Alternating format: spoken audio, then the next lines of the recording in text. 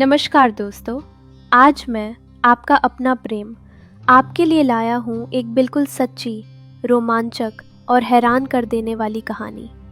इस कहानी के सारे पात्र असल हैं, बस गोपनीयता के लिए नाम बदल दिए गए हैं। उन दिनों की बात है जब मैं अपने गांव से दूर नीट की तैयारी के लिए एक बड़े शहर के नामी कोचिंग इंस्टीट्यूट में पढ़ने आया था। इंटर में 93.5% नंबर आए थे। घर में खुशी का माहौल था। पापा ने कहा, बेटा अब नीट क्रैक करना है, कोई कसर नहीं छोड़नी। इसलिए मुझे शहर भेज दिया गया। कोचिंग और कॉलेज दोनों एक ही थे, एक गांव से करीब 90 किलोमीटर दूर। रहने के लिए उसी कॉलेज के हॉस्टल में एडमिशन करा दिया गया। हॉस्टल का माहौल शुरू से ही बहुत शांत और अनुशासित था। लाइट 10 बजे बंद, सुबह 5 बजे उठना, पढ़ाई का पूरा दबाव। मुझे तो वैसे भी शांति पसंद थी, इसलिए 2-4 दिन में ही मैं पूरी तरह सेट हो गया। हॉस्टल की पूरी देखरेख एक महिला करती थी। नाम था सुजैन मैडम। उम्र करीब 40 से 42 साल। देखने में सख्त, गोरा रंग, लंबा कद, हमेशा साड़ी में रहती। चेहरे पर कभी मुस्कान नहीं दिखती थी। लड़के चुपके चुपके कहते थे, ये तो हिटलर है।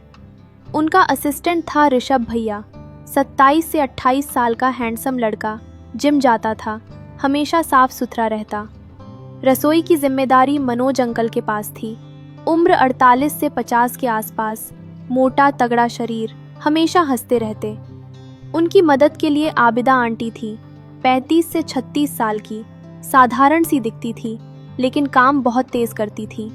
मैं तो बस पढ़ाई में डूबा रहता। सुबह 5 बजे उठना, क्लास, सेल्फ स्टडी, रात 12 बजे सोना, यही रूटीन था। हॉस्टल में कभी कभी कानाफूसी चलती रहती कि स्टाफ के बीच कुछ खिचड़ी पक रही है, लेकिन मैं इन सब बातों को बेकार की अफवाह समझकर इग्नोर कर देता था। मेरा फोकस सिर्फ नीट पर था। ऐसे ही दिन गुजरते रहे। 10 महीने हो गए थे और परीक्षा के सिर्फ 25 से 26 दिन बाकी थे। एक रात की बात है, मैं पूरा दिन पढ़ता रहा था। शाम का खाना भूल गया। रात के ठीक 9 बज रहे थे।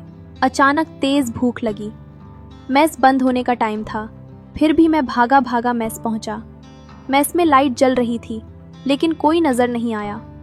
मैं बेंच पर बैठकर इंतज़ार करने लगा।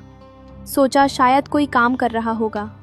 10-15 मिनट बीत गए, कोई नहीं आया। अब भूख से पेट कुलबुला रहा था। मैं उठा और रसोई की तरफ बढ़ा। जैसे ही रसोई के दरवाजे के पास पहुंचा, अंदर से कुछ धीमी धीमी आवाज़ें आने लगी। हंसी मजाक और फुसफुसाने की आवाज़ें थीं। मेरा दिमाग ठनका। सीधे अंदर जाना ठीक नहीं लगा। मैं चुपके से बाहर घूमा। किचन की एक तरफ दीवार में ऊपर एक पुराना रोशनदान था, करीब 8 से 9 फीट ऊंचा। कोने में लकड़ी की सीढ़ी पड़ी थी। मैंने फटाफट सीढ़ी उठाई, रोशनदान के नीचे लगाई और धीरे धीरे ऊपर चढ़ गया। ऊपर पहुंचते ही मैंने चुपके से अंदर झांका। जो नज़ारा दिखा, मेरी आंखें फटी की फटी रह गईं। अंदर का माहौल हॉस्टल के नियमों से बिल्कुल अलग था। हमारी सख्त सुजैन मैडम, जो हमेशा गुस्से में रहती थी, वहाँ एकदम रिलैक्स मूड में थी। उन्होंने अपने बाल खोल रखे थे और चेहरे पर एक अलग ही मुस्कान थी। वहाँ टेबल पर कुछ खास खाने पीने का सामान रखा था, जैसे कोई प्राइवेट पार्टी चल रही हो। मनोज अंकल और ऋषभ भैया उनके बिल्कुल पास बैठे थे। सुजैन मैडम मनोज अंकल के कंधे पर सिर रखकर बैठी थी और ऋषभ भैया उनका हाथ थामे हुए थे। तीनों आपस में ऐसे हंस हंस कर बातें कर रहे थे और एक दूसरे के इतने करीब थे कि यकीन ही नहीं हो रहा था ये वही लोग हैं। वो अनुशासन, वो डर, उस कमरे में सब गायब था। वहाँ सिर्फ 3 लोग थे जो अपनी ही दुनिया में खोए हुए थे। मैं कुछ सेकंड तो बस देखता रह गया। दिल की धड़कनें तेज हो गईं। फिर अचानक घबराहट हुई कि कहीं किसी ने देख लिया तो मेरी खैर नहीं।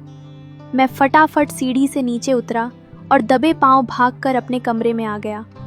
उस रात भूख तो गायब ही हो गई थी। बस दिमाग में वही दृश्य घूमता रहा।